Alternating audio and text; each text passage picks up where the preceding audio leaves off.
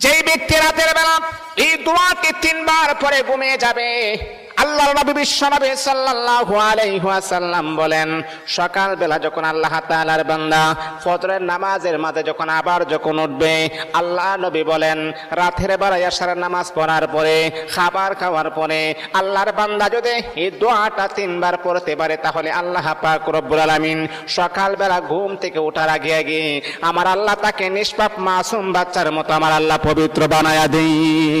দোয়াটা সবাই আমরা জানি, আমরা সবাই কিন্তু দোয়াটা জানি, কিন্তু আমরা আমল করি না। দোয়াটা হলো আস্তাগফিরুল্লাহাল্লাযী লা ইলাহা ইল্লা হুয়াল হাইয়ুল কাইয়্যুম ওয়া আতুবু ইলাইহি লা হাওলা ওয়ালা কুওয়াতা ইল্লা বিল্লাহিল আলিয়্যিল আযীম।